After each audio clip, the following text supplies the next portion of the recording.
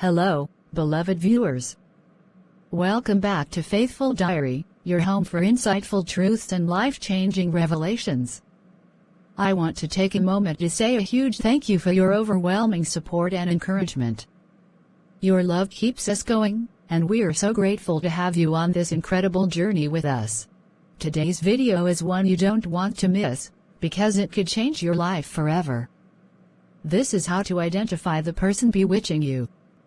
Yes, we're diving into powerful insights, practical tips, and biblical truths to help you uncover and overcome hidden spiritual battles.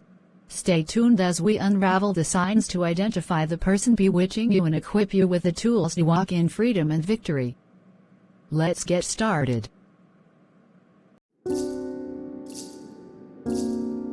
Maria, my baby. Oh, it's so good to see you.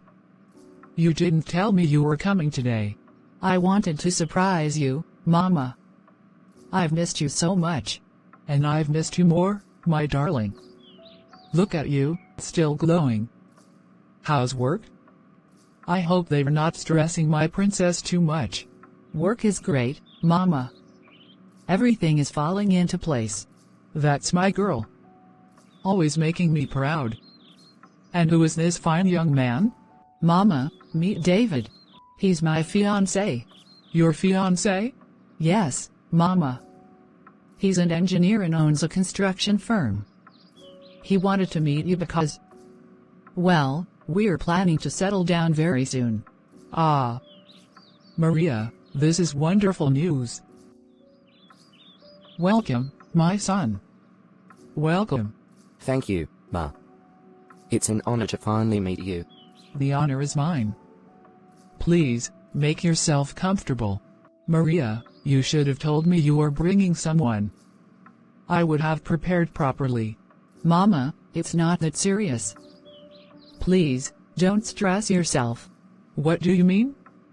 How can I not prepare something for my future son-in-law? It's only proper. Give me a few minutes, I'll fix something nice. Mama, it's really not necessary. Don't argue with me, Maria. I insist. Your mom is incredible. She's so warm and welcoming. I told you, didn't I? She's the nicest person you'll ever meet. But be warned, she doesn't take no for an answer. I can already see that. But honestly, it's refreshing to meet someone so genuine. She's one of a kind. Growing up, she taught me that family always comes first. You'll love her even more once you get to know her.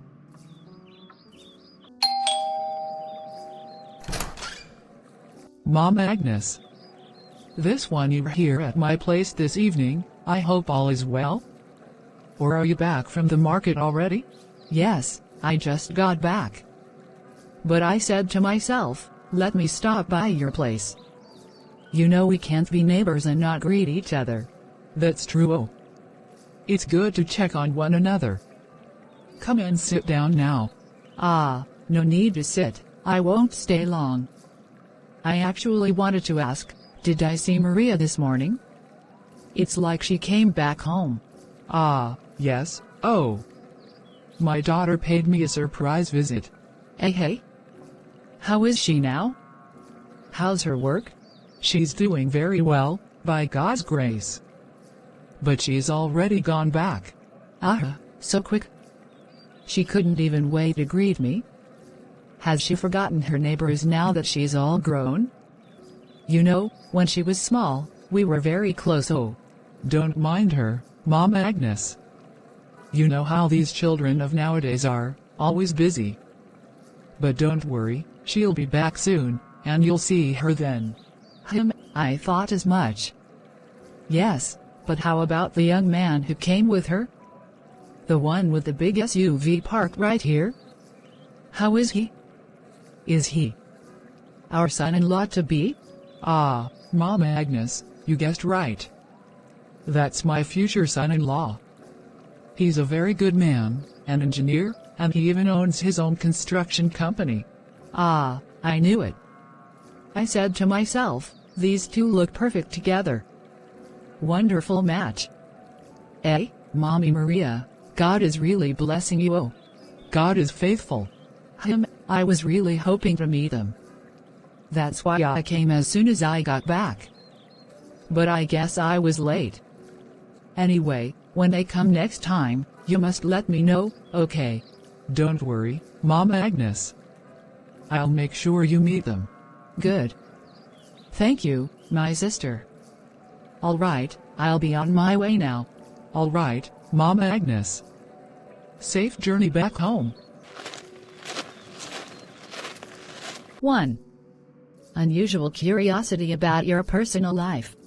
Have you ever noticed someone showing an unusual curiosity about your personal life?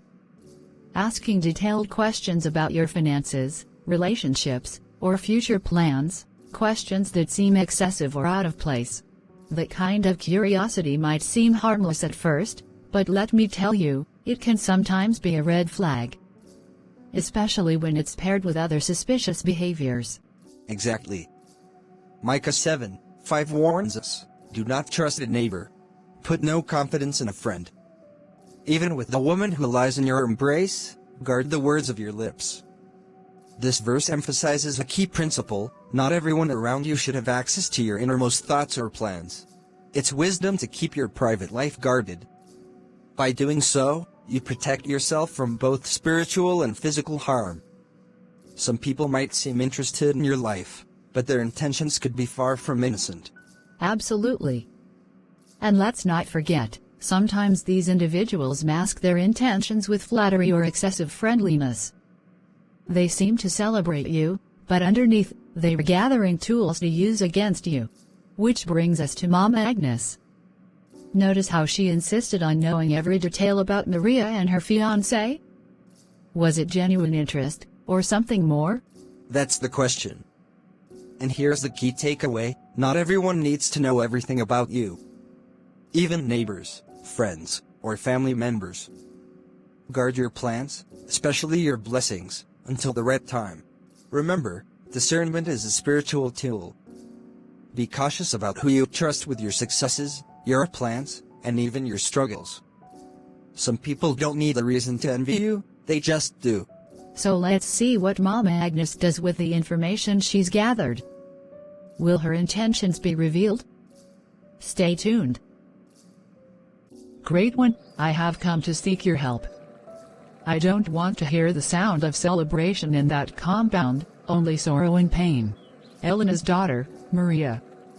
She cannot marry before my 2 daughters.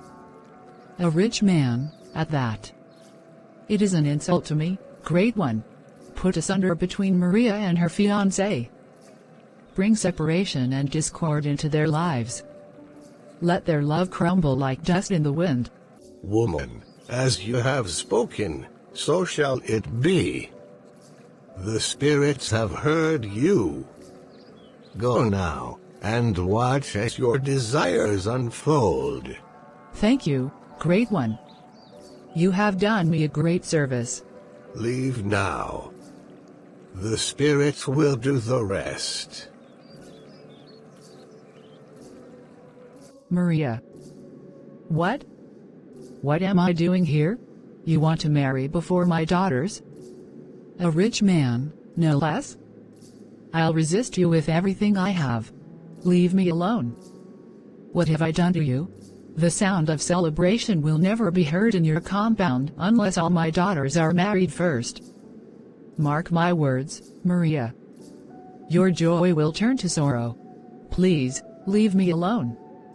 I have done nothing to you. I just want to live my life in peace. Peace? You will know no peace until my daughters stand where you stand now. I won't stop. I won't let you have what belongs to them.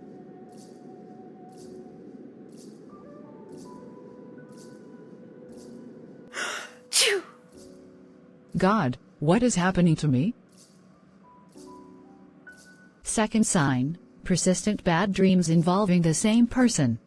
Dreams are one of God's ways of revealing hidden truths to us.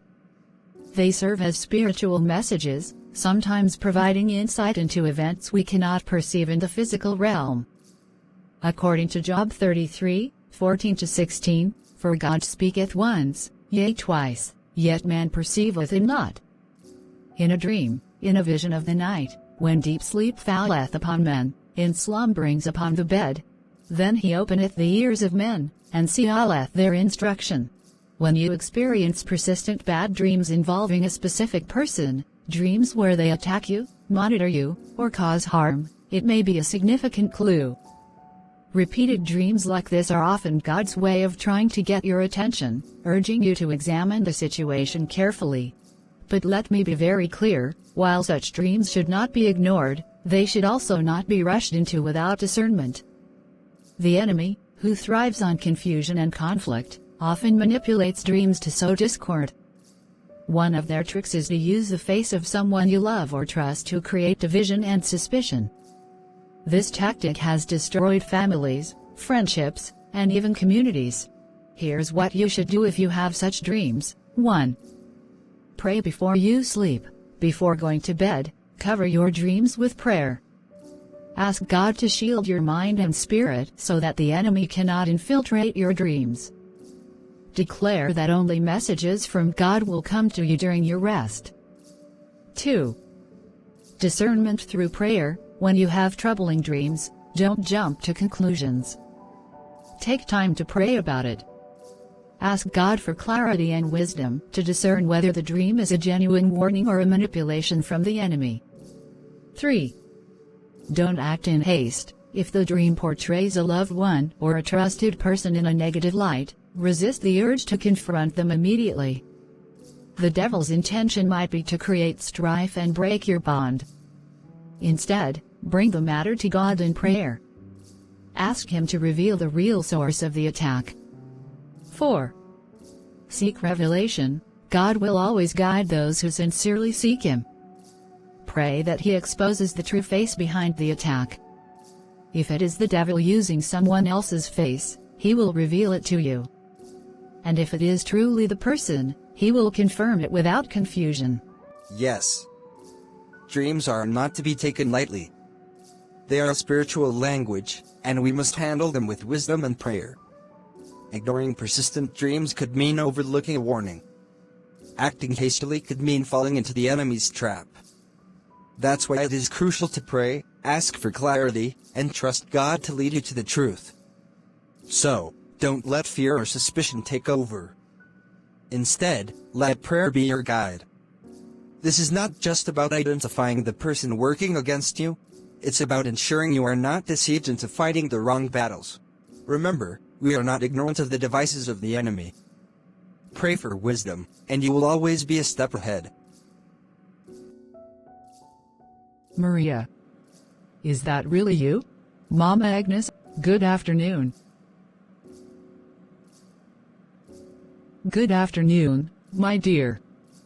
Ah, it's so good to see you again.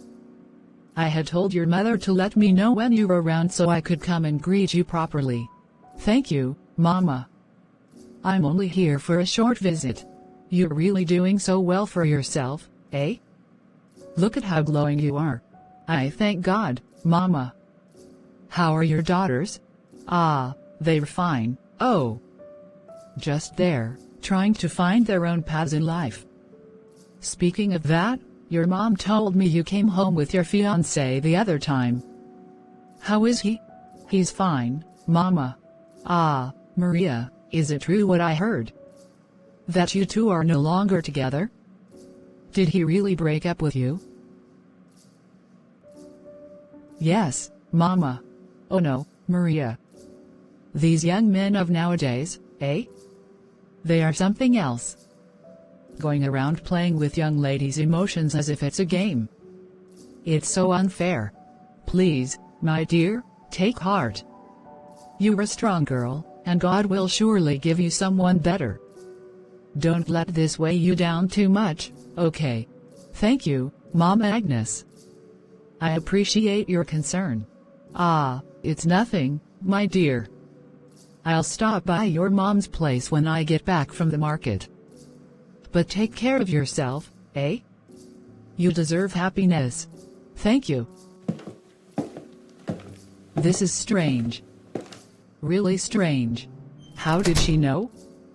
How could she possibly know that David and I have separated? I haven't told anyone. Not even my mom. So how could she come by that information? No. Something about this isn't right. Why would she ask that? Why would she even assume something so personal? I need to do something about this. This is no coincidence. 3. When people know personal details about you without you ever sharing them. Beware of individuals who seem to know things about your life that you have never disclosed to them. It might be about your relationships, finances, plans, or even the challenges you're facing. If this happens frequently, it's a major red flag. You see, witchcraft often operates under the veil of secrecy. Many times, those involved in such practices use divination or rely on monitoring spirits to gather information about you without your consent or knowledge. These spirits, sometimes called familiar spirits, are used to track people's movements, listen in on their conversations, and observe their lives in the spiritual realm. When someone appears to know too much, details you've never shared with anyone, it's possible they're spiritually monitoring you. This is not something to dismiss lightly. Divination and familiar spirits are condemned for a reason. They invade your life, steal your peace, and manipulate situations to bring harm or confusion. So, what do you do when you suspect this? Let's watch to see what steps to take to protect oneself and recover all that you lost. Pastor, I don't know what to do anymore. It's as if there's a dark cloud over my life. Anytime a man shows interest in marrying me, everything starts out well. But the moment I take him to meet my mom, everything changes. They turn their backs on me, saying I bring bad luck to them and even to their businesses.